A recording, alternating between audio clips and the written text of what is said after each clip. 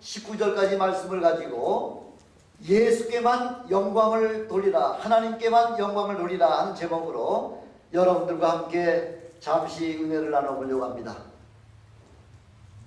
우리 하나님은 홀로 영광을 받으시기를 원하시는 하나님이십니다. 그래서 이미 이스라엘 백성들을 향하여 나 이외에 다른 신은 없다 하면서 그 제 첫 번째 계명을 이스라엘 백성들에게 그렇게 말씀하시지 않습니까? 나 이외에는 다른 신이 없다 이렇게 선포하셨음에도 불구하고 이스라엘 백성들은 끊임없이 두 주인을 섬기면서 이렇게 하나님을 경록해 하고 있다 이렇게 우리에게 말씀하고 있죠. 이스라엘의 역사는 곧 온 인류의 역사입니다. 이스라엘을 온 인류의 샘플로다가 선택하셨을 뿐이지 그 이스라엘의 그 마음의 강팍한 그 마음의 심령은 온 인류의 심령이랑 똑같다는 거죠. 그래서 우리 하나님께서는 이스라엘을 징계하기 위하여 지금 하나님은 징계하는 방법이 여러 가지 방법이 있죠. 근데 오늘은 어떤 것 가지고서 지금 이스라엘을 지금 징계하시기로 하셨냐면 포도주 가지고 이스라엘을 지금 징계하시려고 포도주를 준비하셨다는 것입니다. 12절에 보니까 하나님께서 모든 병에 뭐를 채워놓으시겠다는 얘기예요. 포도주를 아주 가득하게 채우라 하고 그렇게 지금 명령하고 계십니다. 포도주가 어떤 겁니까? 이스라엘에서 포도주라고 하는 것은 뭐 음식 먹을 때 음료수로 가장 중요한 것이 포도주죠. 그것뿐만 아니라 이 포도주는 축복의 상징이요 또한 기쁨과 은혜의 상징이라고 그렇게 우리에게 좀 말씀해주고 있지 않습니까? 포도주 하면 생각나시는 그 사건이 나오죠? 예, 가나 혼인잔치에 예수님께서 마침 그 혼인잔치에 참석하셨을 때에 그 혼인잔치에 가장 중요한 것이 뭐냐면 포도주잖아요. 그 포도주가 떨어져서 지금 그 한참 흥에 겨워가지고 그 축복이 막 넘치려고 하는 막 기쁨이 넘치고 흥이 넘치려고 하는 그 찰나에 포도주가 떨어지는 바람에 그 축복된 그 예식이 갑자기 파장을 일으키게 될 만큼 그 포도주가 떨어졌기 때문에 지금 걱정이 생겼을 때에 우리 예수님께서 물을 가지고 뭘 만드셨다고요? 극상품 포도주를 만드셨다는 거예요. 극상품.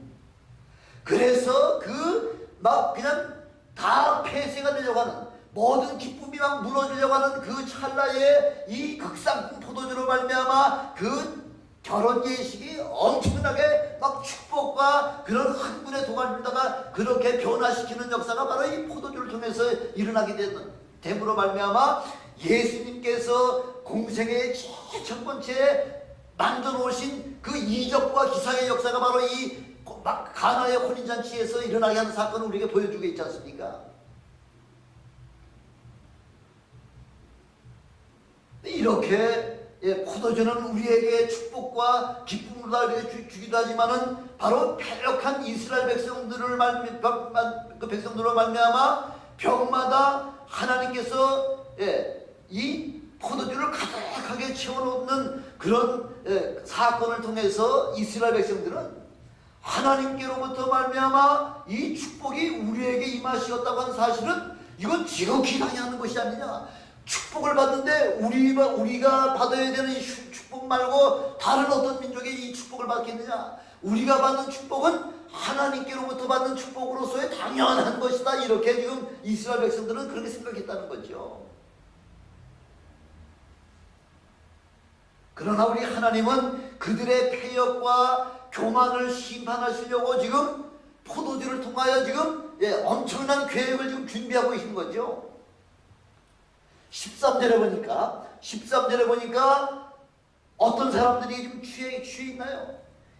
왕과 또 어떤 사람이 제사장들과 선지자들과 벌써 왕과 제사장과 선지자 하면은 이스라엘의 뭐죠? 이스라엘의 리더십이죠. 모든 이스라엘의 지도자뿐만 아니라 지금 예루살렘의 모든 거민으로 말미암아 잔뜩 취하게 만드셨다는 거예요. 온 나라 전체가 다 포도주로 말미암아 잔뜩 취하게 그렇게 만들어 놓으셨다는 거죠. 그래서 이 기쁨이 잔이 한두 잔의 그 포도주는 기쁨이 넘치게 되지만은 그 넘치는 그 아주 과음한 그 포도주는 그 진로의 그 축복의 잔이 변해서 진로의 잔으로 지금 변하게 그렇게 만들어 놓으시려고 지금 우리 하나님께서 온 이스라엘 백성들로 말미암아 아주 잔뜩 취하게 만들어 놓으셨다 지금 그렇게 말씀하고 있죠. 대한민국이 OECD 국가뿐만 아니라 뭐 전 세계에서 음주량이 세계에서 제일 첫째라 그러잖아요. 1등이라 그러죠. 1등. 뭐 술을 많이 마시는 거로 1등뿐만 아니라 뭐 최고급 양주 소비가 대한민국을 따라올 나라가 없다 그러잖아요. 그 조그만 나라에서 소비하는 그 최고급 양주 얼마나 비쌉니까? 양주가요. 저도 옛날에 좀 먹어봤습니다만은 양주가 그 한 병에 엄청나게 비싼데 그 양주 소비가 전 세계에서 대한민국 1등이라 그러잖아요. 이게 무슨 징조예요? 하나님께로부터 책망받으며 그 멸망받을 징조가 바로 이 음주로 말미암아 온 백성들이 아주 비틀거리게 만들어 놓으신 것이 바로 하나님의 계획이라는 거죠. 사람이 술이 좀 들어가면요 세상에 보이는 게 뭐만 하다래? 돈 쪽만 하다랬죠. 손바닥만 하다랬죠. 만만하게 보인다 그러잖아요. 그러니까 겁이 없는 거죠. 아무리 뭐 등치가 크고 이런 사람이라고 하더라도 술 한 잔만 들어가면은 만만하게 보이는 거죠. 그러니까 싸움이 벌어지는 거예요. 서로 충돌하게 되고 상하게 만들고 할 뿐만 아니라 지금 성경에서 뭐라고 말씀하고 있죠? 부자지간에도 서로 깨어지게 만든다고 말씀하고 있잖아요. 부자지간에도 이 술로 말미암아 아버지와 아들과의 관계를 깨어지게 만드는 것이 바로 술의 역사라는 겁니다. 그래서 말라기 4장 6절 구약성경 제일 마지막 아닙니까?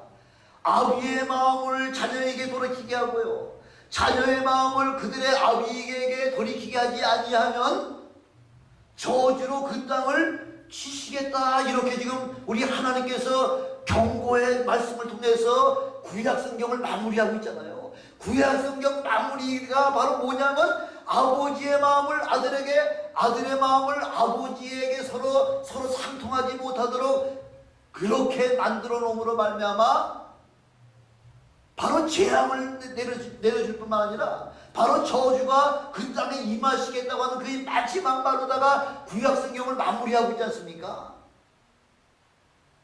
이 포도주에 취하게 되면 아버지와 아들과는 서로 상충해서 서로 깨어지게 만든다. 그 관계를 깨어지게 만든다는 거죠. 이 세상에서 부자지간의 관계보다 더 아주 가까운 관계가 어디 있겠습니까? 그러나 하나님은 이 포도주로 말미암아 부자지간의 관계를 깨어지도록 만드는 것이 바로 이 술의 역사라는 거죠. 얼마나 하나님의 심판이 무섭고 얼마나 그 불쌍히 여기지 아니하시고 우리 하나님은 긍휼히 여기지 아니하신다 이렇게 말씀하고 있지 않습니까? 여러분 다니엘서에 보면요 바벨론의 그 젊은 새로운 왕 벨사살이라고 하는 그 왕이 이제 그 왕권이 어느 정도 든든하게 싶다 싶으니까 그 귀인들과 그 다음에 왕후들과 빈궁들을 다 모아가지고서 한 1,000여 명을 모아놓고서 큰 잔치를 배설하죠. 자기의 그 왕권을 한번 과시해보려고 1,000여 명의 수많은 사람 귀인들을 불러 모아놓고 지금 잔치를 하는데 어떻게 하느냐면 바로 이 벨사살이 그 예루살렘 성전에서 그 도둑질에 취하여 온 하나님의 금기명으로다가 다들 술을 마시겠다는 거죠. 아니 그 금잔이 어떤 잔인데 하나님 앞에 제사 드릴 때 쓰는 그 금잔을 갖다가 이 벨사살 왕이 모든 사람들로 하여금 그 하나님의 그 금기명 가지고서 술을 마시게 그렇게 만들어놨다는 겁니다. 한참 막 술잔이 오고 가면서 마음껏 막 취하려고 하는 그 찰나에 갑자기 손가락이 하나가 나타나가지고 벽에다가 무슨 글씨를 쓰는데 그 글자가 무슨 글자인지 모르고요. 무슨 뜻인지, 글자가 무슨 글자인지 모르니까 무슨 뜻인지도 모르고 벙벙하고 있을 때에 그 벨사살 왕의 그 얼굴색이 갑자기 아주 청명하게 변하게 된 거죠.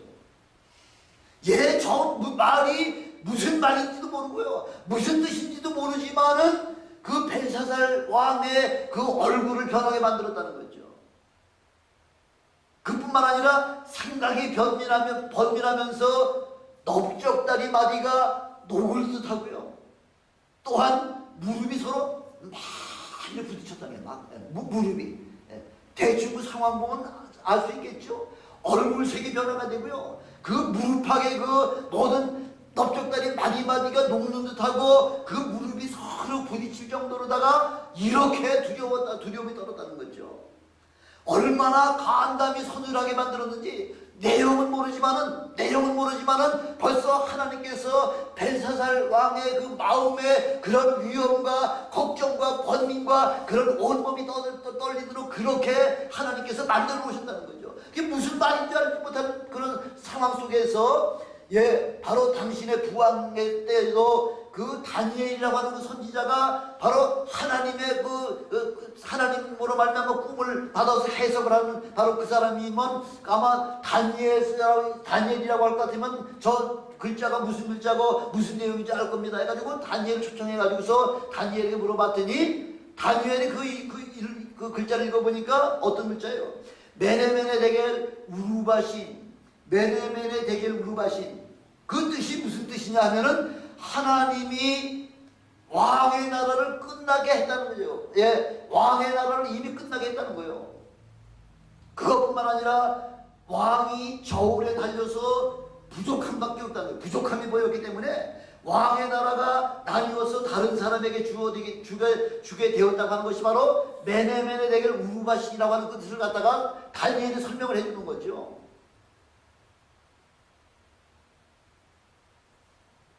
여러분, 하나님을 망령되이 일컬으면요, 하나님께서 어떠한 권세나 어떠한 높은 자리라고 하더라도 그냥 그 순간에 그 왕의 자리를 그만두게 만들어 놓으시겠다는 거죠. 하나님의 영광을 만월히 여긴 그 벨사살 왕은 그날 밤 박바로 죽임을 당했지 않습니까? 하나님의 금잔에다가 술을 따라 마시고 그런 망령되고 교만함이 기쁨의 잔을 진노의 잔으로 바꿔놓으셨다는 거죠. 그게 바로 하나님의 역사라는 거예요. 사도행전에도 이와 비슷한 사건이 나오죠. 우리에게 하나님의 영광을 가로채는 그런 일들이 나타나기만 하면 바로 헤롯 왕이 사도행전 12장 23절에 보니까 헤롯 왕이 아주 번쩍번쩍한 그 왕복을 입고서 많은 그 군중들 앞에 나왔을 때에 사람들이 그 헤롯 왕을 갖다가 높일 때에 그 헤롯이 그 영광을 하나님 앞에 돌리지 않게 하는 것 때문에 주의 사자가 쳐서 바로 춤을 먹게 해가지고서 그렇게 헤롯 왕을 죽이는 사건이 사도행전 12장 23절에 그렇게 말씀하고 있잖아요. 그 하나님께서 그 자리를 높여주시고 그를 영화롭게 한 것은 바로 나로 말미암아 하나님을 영화롭게 하기 위해서 그렇게 만들어 놓으셨는데 그 하나님의 영광을 내가 가로채기만 하면 하나님께서 그 순식간에 요즘식으로 얘기하면 아주 급성 암으로다가 데려가시는 사건을 우리에게 지금 보여주고 계시지 않습니까? 그래서 오늘 하나님이 뭐예요? 우리에게 뭐라고 말씀해 주세요? 하나님 앞에 영광을 돌리는 일을 위해서는 15절에 보니까 뭐라고 지금 말씀하고 있냐면요. 뭐라고 말씀하고 있습니까? 15절에 보니까 너희는 들을지어다. 뭘 들으라는 얘기예요? 하나님의 말씀을 들어라 이 말씀이에요. 다른 거 생각하지 말고 너희는 하나님의 말씀을 들을 때에 바로 그것이 하나님의 말씀을 듣고 순종할 때에 바로 그걸 뭐라 그래요? 하나님께 영광을 드린다고 그걸 말씀해 드리고 있는 거죠. 그 첫 번째는 하나님의 말씀을 듣는 것이 바로 하나님 앞에 영광을 돌리는 겁니다. 이스라엘 광야 40년을 이제 마무리하고서요. 이제 가나안 땅을 이제 앞에 내다보면서 가나안 땅을 내다보면서 이 모세는 하나님께로부터 너는 가나안 땅을 보지 못해. 네가 볼 수는 있지만은 넌 들어가지 못해 하고서 하나님께서 모세에게 이렇게 말씀하셨을 때 마지막 그 모세가 이스라엘 백성들을 모아놓고요. 마지막 유언적인 그런 말씀으로다가 이스라엘 백성들에게 말한 첫 번째 그 말이 뭐냐면 신명기 6장 4절이잖아요. 이스라엘아 들어라. 이스라엘아 들어라. 모에서 그 피를 토해내는 아주 간절한 절박한 그런 마음으로다가 마지막 지금 유언의 말씀을 모세가 이스라엘 백성들에게 난 가나안 땅에 들어가지만은 이스라엘아 너희는 듣고 그대로 순종하라는 거죠. 들어라. 이 들어라는 말씀이 히브리 말로다가요 쉐마. 너희는 하나님의 말씀을 들어라. 이 들어야지만 어떻게 된다는 거예요? 그래야지만 하나님의 말씀을 듣고 순종하고 지켜 행하는 것보다 더 큰 축복이 없다는 거죠. 그래야 너희가 축복을 받는다는 거죠. 하나님의 말씀을 그 한마디를 순종하지 아니한 모세가 그 바위를 향하여 물을 내라고 명하라고 하나님은 말씀하셨는데 그 모세는 얼마나 화가 났는지 지팡이로다가 그 반석을 2번 때리면서 이 패역한 목소하면서 그렇게 바위를 2번을 쳐서 물을 내라고 그렇게 명했기 때문에 그 말 한마디 순종하지 못한 것 때문에 말로다가 명해서 물을 내라고 그렇게 해야 되는데 그 지팡이로다가 바위를 2번 친 것 때문에 그거 하나 때문에 모세는 하나님이 보시기 어땠다 그랬어요. 지면에 저보다 승한 자가 없다 이렇게 얘기하잖아요. 저보다 온유한 자가 없다 그러잖아요. 하나님이 보시기에 이 지구상에 모세보다 온유한 자가 없을 만큼 이렇게 하나님의 명령을 잘 듣던 그 모세도 그 하나님의 말씀 한마디 그거 제대로 행하지 못한 것 때문에 가나안 땅에 지금 들어가지 못하지 않습니까?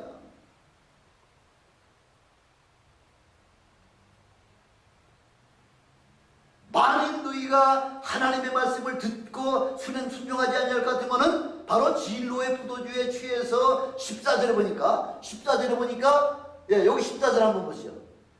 송자는 14절 한번 보시죠. 14절에 보니까 뭐라고 나왔냐면은 14절에는 또 그들로 피차 충돌하여 상하게 하되 부자간에도 그리하게 할 것이라. 내가 그들을 불쌍히 여기지 아니하며 관용치 아니하며 아끼지 아니하고 멸하리라 이렇게 지금 말씀하고 있잖아요. 불쌍히 보지 않냐고 아끼지 않겠다는 거예요. 뭐 쓰레기 같은 걸 뭐 아끼고 자식할 게 뭐가 있겠습니까? 아끼지 않냐고 진멸시키겠다는 거죠. 그러면서 신명기 6장 5절에 보니까 너는 마음을 다하고 성품을 다하고 힘을 다하여 내 하나님을 사랑하라 이렇게 우리에게 명령하고 계시지 않습니까? 또한 신명기 11장 13절에도 보니까 내가 오늘날 너에게 명하는 나의 명령을 너희가 청종하고 하나님의 말씀을 잘 들으면은 듣고 마음을 다하고 성품을 다하여 하나님을 사랑하고 섬기면은 하나님께서 어떤 축복을 주신다는 거예요. 어떤 축복을 이른 비와 늦은 비를 때에 따라서 적당한 때에 따라서 내려주시고 그러니까 적당한 때에 비를 내려주시니까 곡식과 포도주와 기름을 얻게 할 뿐만 아니라 육축을 위해서 들에 풀이 나게 하시고 너희가 먹고 배부를 수 있도록 이렇게 하나님이 먹고 마시고 쓸 것을 마음껏 부어주신다는 거죠. 신명기 28장에 보니까 또 뭐라고 나와 있냐면 신명기 28장에도 보니까 세계 모든 민족 외에 하나님의 말씀을 잘 순종하는 자들에게 뛰어나게 하신다는 거예요. 세계 모든 민족에서 뛰어나게 하신다는 거예요. 그것뿐만 아니라 성읍에도 복을 받게 하시고 들에도 복을 받게 하시고요. 내 자녀들이 축복을 받게 하시고 토지가 축복을 받게 하시고요. 예, 짐승의 새끼와 우양에게도 복을 내려주실 뿐만 아니라 내 광주리와 또 떡반죽 그릇까지 복을 내려주시고요. 들어가도 복을 받고 나와도 복을 받고요. 예, 내 대적이 치러왔다가 내 앞에서 7길로 도망가는 그런 일.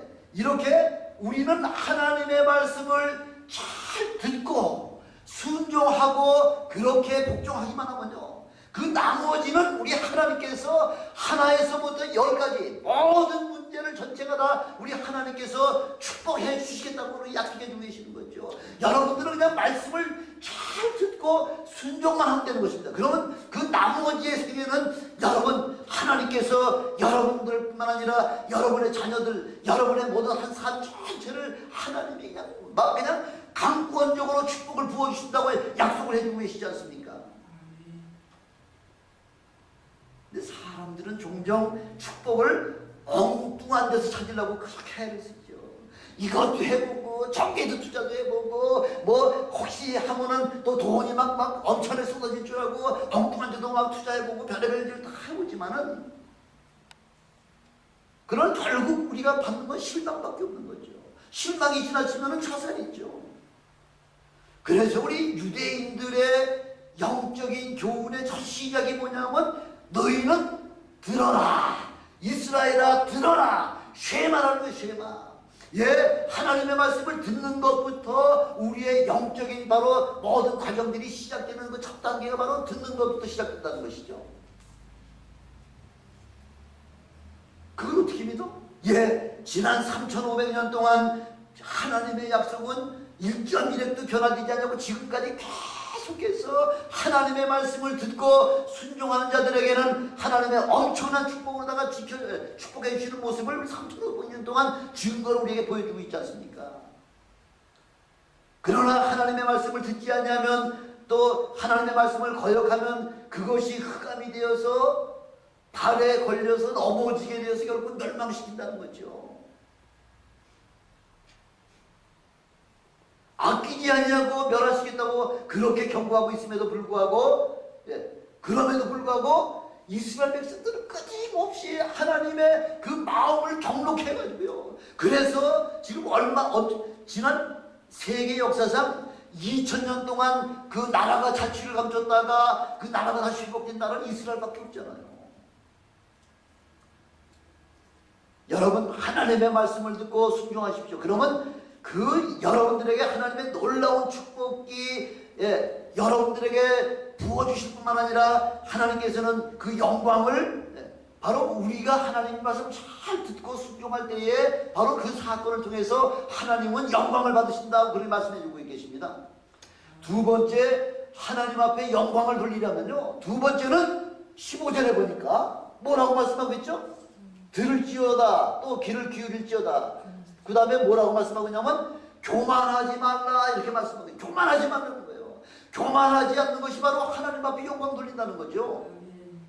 17절에 보니까 하나님의 말씀을 듣지 않는 것이 바로 교만이라고 우리에게 말씀하고 있습니다. 교만이 뭐예요? 교만이라는 게 뭐냐면 하나님 없이도 나 스스로 살 수 있다, 이게 교만 아니에요. 나도 하나님과 같이 되어서 이제 하나님 노릇하겠다고 하는 것이 바로 이 아담이 하나님 앞에 저지른 첫 번째 그 범죄 아닙니까? 그래서 너희 교만을 위하여 인하여 회개하지 아니하면은 하나님께서 뭐라고 말씀하죠? 은근히 곡할 것이며, 하나님께서 은근히 곡하신다는 거예요. 곡한다는 게 뭐예요?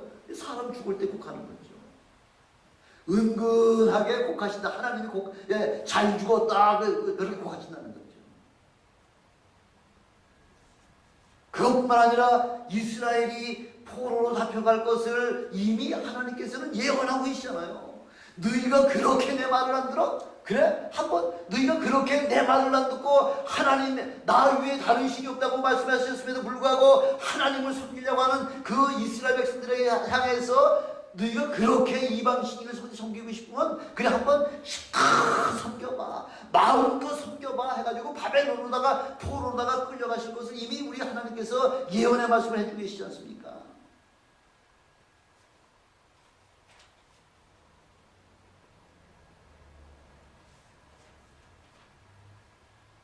근데 그게요, 이스라엘 사람들만 그렇게 하나님의 엄청난 은혜를 체험하면서도 또 뒤돌아서면 또 하나님을 배반하고 또 바알신과 아스타로 신내가지고 음란 귀신을 계속 섬기면서 그렇게 하는 것이 바로 인간이라는 거죠.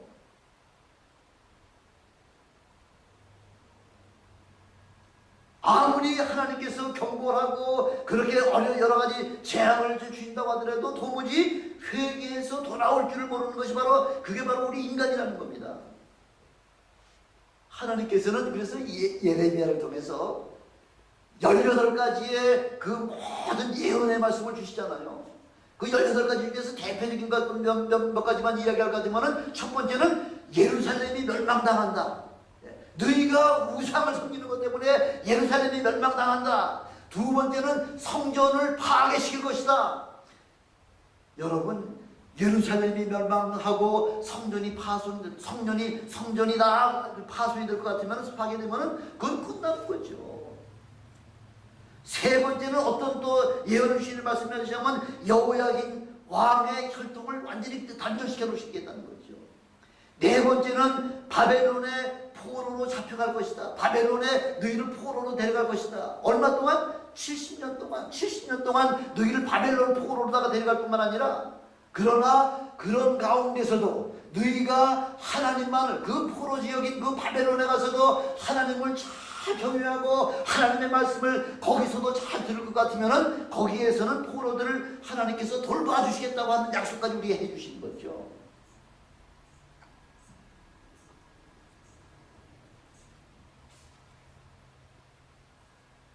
잠언서 16장 18절에 그렇게 말씀하고 있잖아요. 교만은 패망의 선동이요 거만한 마음은 넘어짐의 앞잡이다, 이렇게 말씀하고 있잖아요. 교만과 거만한 것, 이거는 바로 패망과 넘어짐의 앞잡이라는 거죠. 근데 우리 하나님께서는 그 이스라엘의 교만과 거만 때문에 포로로 잡아가셨지만은 그냥 막연하게 언제까지 포로로 갈지 하면 그 기한을 막연하게 이야기 안 하실 것 같으면 그 이스라엘의 희망이 없잖아요. 그래서 우리 하나님께서는 미리 어떻게 했다고요? 기간을 정해주셨다고요. 기간을 정해주셨는데 그 포로로 끌고 갈 때 세 번을 끌고 가셨잖아요. 그 다음에 나중에 또 귀환을 시킬 때도 1차 귀환, 2차 귀환, 3차 귀환 하셨잖아요. 세 번에 걸쳐서 귀환하게 할 때에 우리 하나님께서는 70년이다. 70년인데 제일 최초로다 그렇게 그 포로로 간 날로부터 시작해서 제일 마지막 귀환한 날까지 총 통틀어서 70년이라고 했다는 거죠. 그러니까 3차로다가 포로로 끌려간 사람인과 1차로다가 이스라엘로다가 복귀한 사람을 따질 것 같으면은 뭐 50년이나 한 50년 전밖에 되질 않죠. 70년이 안 되죠. 하나님은 제일 시작부터 마지막까지 70년을 갖다 해서 시한부로다가 이 고난을 주시겠다고, 그래서 이스라엘 백성들에게 70년이 차면은 우리에게도 뭐가 있다는 거예요? 다시 예루살렘으로 복귀한다고 하는 희망을 미리 주셨다는 거죠. 아니, 그런 축복이 어디 있습니까? 그래서 70년만 참으면 되는 거예요. 70년만.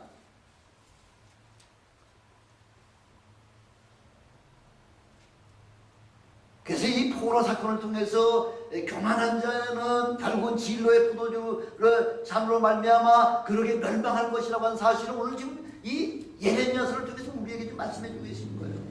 그 잠언서 20장 1절에 보니까 포도주는 거만하게 하는 것이다, 이렇게 말씀하고 있잖아요.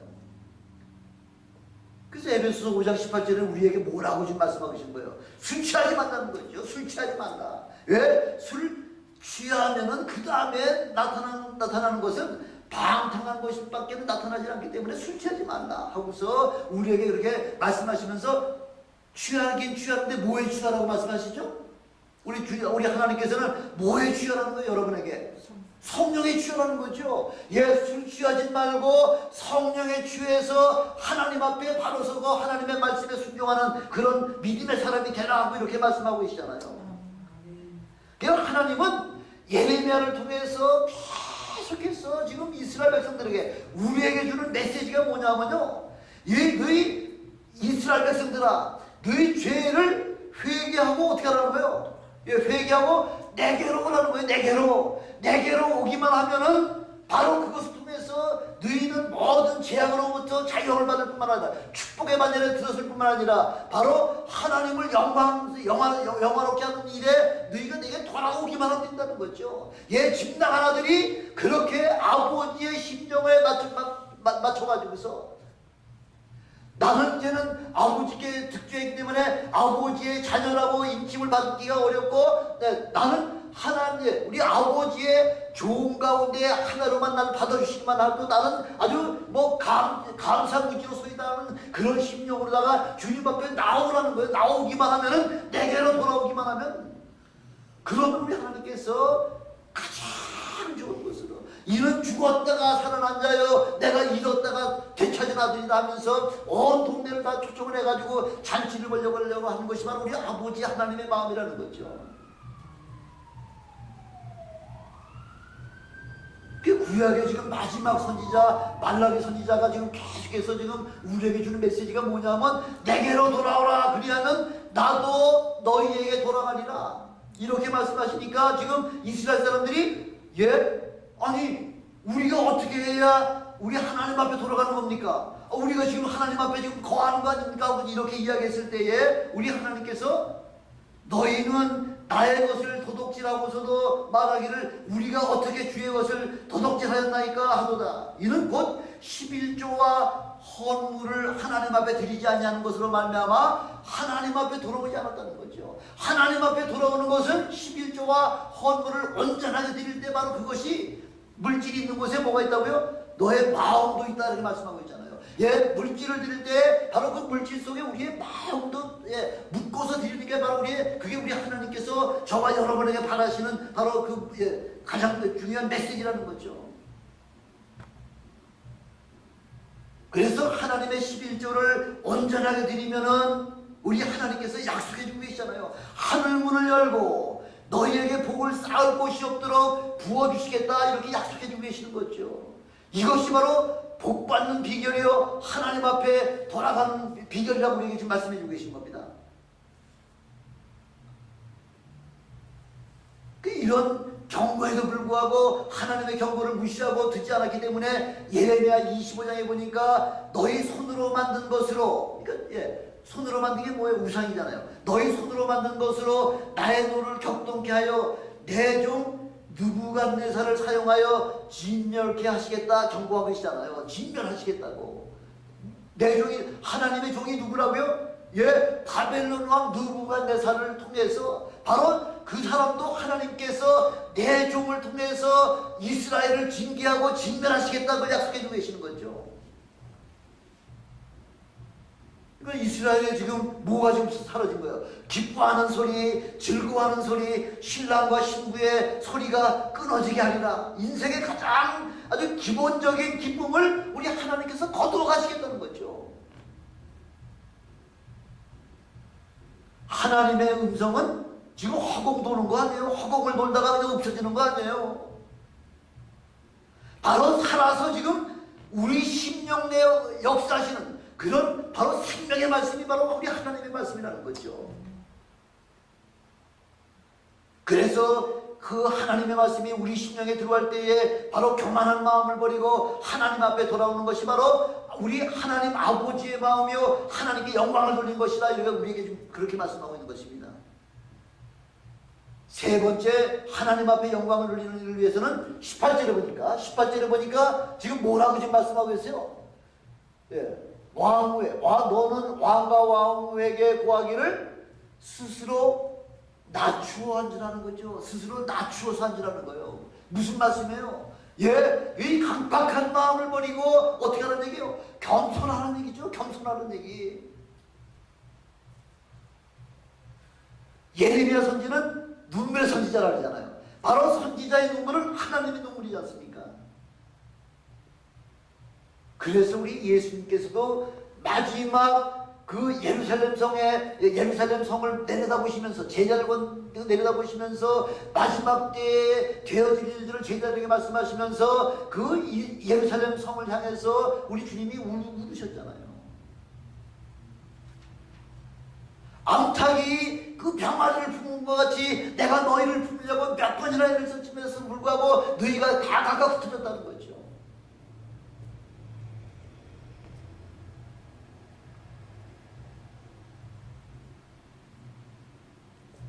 예, 우리 주님께서는 멸망으로 죽어가는 영혼들을 위해서 지금 우리에게 너희는 울고 기도하면서 멸망으로 빠져나가는 그 영혼들을 향해서 그렇게 지금 통곡하며 기도 안 하고 지금 우리에게 그렇게 말씀을 해주고 계십니다.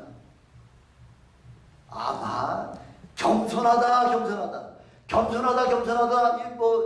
이 겸손한 것에서 우리 예수님보다 아마 더 겸손하신 분은 이 세상에 아무도 없을 겁니다. 그렇죠? 예, 아무도 없죠. 그래서 빌립보서 2장 6절로부터 8절까지 보니까 그는 근본 하나님의 본체시라는 거죠. 하나님의 본체라는 거죠. 그래서 하나님과 본체시지만은 하나님과 동등됨을 취할 것으로 여기지 아니하시고 오히려 자기를 비워 종의 형체를 가져 사람들과 같이 되었고 사람의 모양으로 나타나셨음에 자기를 낮추시고 죽기까지 복종하셨으니 곧 십자가에 죽기까지 자기 자신을 가장 낮은 데다가 아주 모든 이 세상의 모든 죄악을 다 덮으시고서 아주 죄인 중에 모르다가요 죄인 중에 괴수의 심장보다가 가장 낮은 데까지 그렇게 내려가셔서 십자가에 죽어주심으로 말미암아 그래서 하나님과 동등됨을 취할 것을 여기지 아니하셨다고 그렇게 말씀하고 계시잖아요. 사람들은 어떻습니까? 조그만 감투 하나만 쓰면요. 조그만 감투 하나 쓰면은 그것을 이용해가지고서 어떻게든지 돈을 끌어모을 수 있나 아니면은 그 자기의 세력을 더 높이려고 뭐 온갖 그런 별의별 그런 추악한 일들을 다 벌리는 게 사람의 심령이죠. 조그만 무슨 직책만 하나 얻으면 완장 채워주면 주의 아버지까지 그 감옥에다가 집어넣는 게 바로 그 사람의 심리라 그러잖아요. 그래서 우리 지금 오늘 이 예레미야서를 통해서 하나님은 저와 여러분에게 예수님의 겸손을 배워라 이거 지금 우리에게 말씀하고 있죠. 그 겸손이란 그냥 겸손이 아무나 겸손한 거예요? 아니에요. 바로 우리가 회개하지 아니하면 겸손하지 않다는 거죠. 회개하지 않는다는 것은 바로 교만하기 때문에 내가 무슨 죄를 졌어? 교만하기 때문에 회개하지 않는다는 거죠. 그래서 우리 하나님이 뭐라고 말씀하세요? 왕과 왕후라도 교만하면 어떻게 하시겠다는 거예요? 하나님께서 그 영광의 면류관을 갖다가 벗어내시겠다는 거죠. 영광의 면류관을 벗어내면 끌어내리시겠다는 거죠. 아무리 왕과 왕후라고 하도 교만하면은 회개하지 않냐고 스스로 겸비해서 낮아지지 아니할 것 같지만 우리 하나님께서 끌어내시겠다는 거죠. 회개하지 않냐면 그날에 우리에게 피할 장소를 주시지 않을 뿐만 아니라 우리에게 도움을 줄 만한 아무 사람도 우리에게 붙여주지 아니하신다고 지금 그렇게 말씀하고 있습니다. 우리가 피할 수 있는 유일한 길은 하나님 앞에 내가 죄인입니다 이렇게 회개하고 겸손하여야만 바로 비로소 우리에게 구원의 능력을 허락해 주시고요. 회개하고 주님께 돌아오라고 내게 돌아오라고 그렇게 지금 말씀하고 계시는 것은 내가 죄인입니다. 나를 불쌍히 여겨주시옵소서 하는 그 회개하는 심령 가지고 주님 앞에 나올 때 우리 주님께는 영광이 될 뿐만 아니라 우리에게는 엄청난 축복을 우리에게 주시게 된다고 약속을 해주고 계십니다. 바로 오늘 이 말씀을 통해서 하나님의 말씀을 듣는 자들로 여러분 순종하시길 듣는 여러분들 순종하시기를 주님으로 축원합니다. 교만 우리 하나님의 패망의 성공이라고 말씀하고 있죠. 교만을 버리시고 스스로 낮추어서 겸손한 그런 자세로 우리가 하나님 앞에 나올 때에 우리 하나님 앞께서는 여러분과 저를 하나님이 높은 반열에 그런 높은 축복의 반열에 높여주셔서 그 주님 오시는 그날까지 하나님의 영광에 참여시키는 저와 여러분이 되시길 주님의 이름으로 축원합니다. 아멘. 기도하시겠습니다.